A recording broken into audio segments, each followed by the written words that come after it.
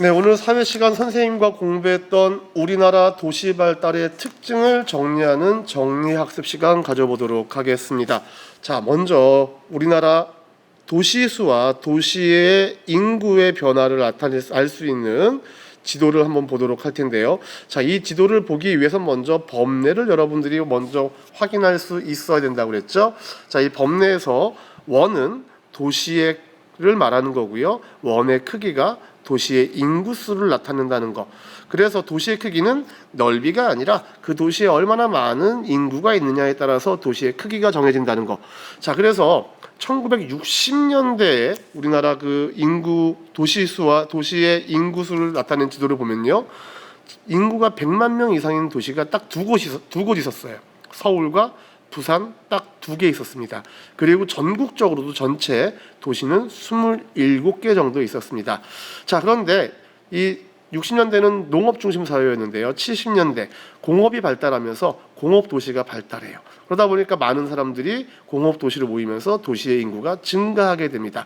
바로 대표적인 도시가 수도권에 있는 서울, 경기, 인천이라고 하는 수도권 도시, 대도시가 되었죠. 그 다음 부산만 있던 곳이 부산을 중심으로 해서 남동 해안 지역에 공업도시가 발달하면서 인구수가 드러나게 됩니다.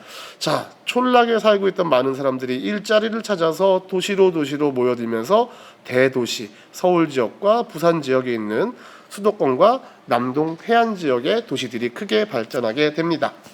자, 80년대에는요, 사람들이 대부분 다 서울로 모이다 보니까 서울의 인구가 집중되는 문제가 발생하게 돼요. 그러다 보니까 서울 시내에 주택도 부족하고 교통 혼잡도 일어나고 환경도 오염되게 되자 서울을 중심으로 가까운 경기도에 신도시를 건설하게 됩니다. 대표적인 신도시가 바로 일산 신도시와 분당 신도시가 있는데, 바로 인구와 도시 기능을 분산하기 위해서죠. 그리고 나서 2000년대가 되면요, 더 이상 신도시만 가지고는 안 되겠어요. 그래서 서울에 있는 많은 공공기관을 지방으로 이전합니다. 그중 대표적인 것이 바로 세종에 있는 정부 세종청사가 되겠습니다. 이를 통해서 국토의 균형 발전을 위해 노력하게 됩니다. 자, 그리고 현재 2015년도 이후에는요, 인구 100만 명 이상의 도시가 무려 9곳으로 늘어나요. 60년대에 비해서 60년대 2곳이었는데요, 9곳이 되고요.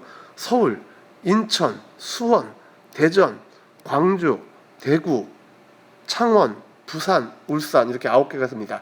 그리고 전체 도시수도요, 60년대 27개에서 지금은 84개로 늘어나게 됩니다. 자, 바로 이 부분에 대한 내용을 조금만 더 말씀을 드리면, 서울은요, 이 서울 대도시죠. 전국에서 가장 큰 도시가 바로 서울입니다. 이 서울은 바로 경기도에 신도시 건설을 하게 되고, 또 서울에 몰려있던 공공기관들을 세종으로 보낸 이유는 바로 인구 분산과 국토의 균형 발전을 이루기 위해서다라는 점도 여러분들이 오늘 공부했던 내용이었고 꼭 기억해 주셔야 될 것 같습니다. 자, 오늘 선생님과 함께 이렇게 공부했던 우리나라 도시 발달의 특징 정리해 보았습니다. 모두 수고하셨습니다.